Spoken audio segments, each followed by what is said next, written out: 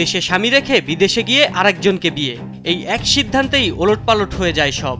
চিত্রনায়িকা মৌসুমীর নতুন cinema contact marriage নিয়ে বড় পর্দায় এমন এক রহস্যময় গল্প আসার কথা ছিল, কিন্তু সিনেমাটি মুক্তির আগেই শুরু হয়েছে আসল নাটক।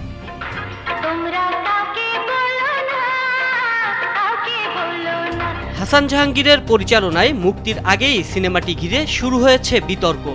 এ বিষয়ে তীব্র আপত্তি জানিয়েছেন মৌসুমী ও তার স্বামী চিত্রনায়ক ওমর সানী। সামাজিক যোগাযোগ মাধ্যমে এক ভিডিও বার্তায় এই দম্পতি তাদের তীব্র প্রতিবাদ ও ক্ষোভ প্রকাশ করেছেন।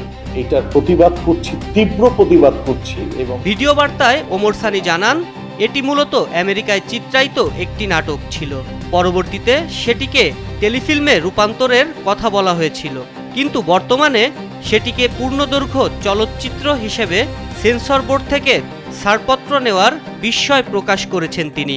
আমি বিনয়ভাবে হাসান জাহাঙ্গীরকে অনুরোধ করছি। সানি বলেন, মৌসুমীর কোনো লিখিত চুক্তি বা সম্মতি ছাড়া এটি কিভাবে সিনেমা হতে পারে?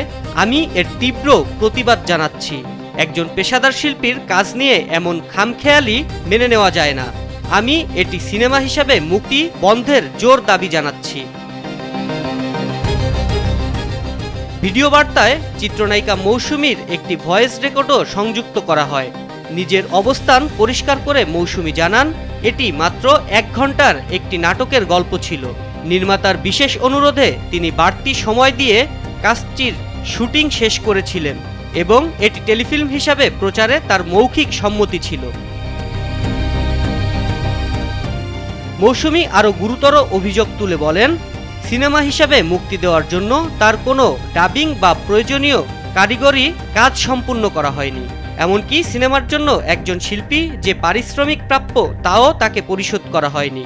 একটি নাটককে টেনে হিচড়ে সিনেমা বানানোর এই প্রচেষ্টাকে ইন্ডাস্ট্রির জন্য অশুভ সংকেত বলে মনে করছেন এই তারকা দম্পতি।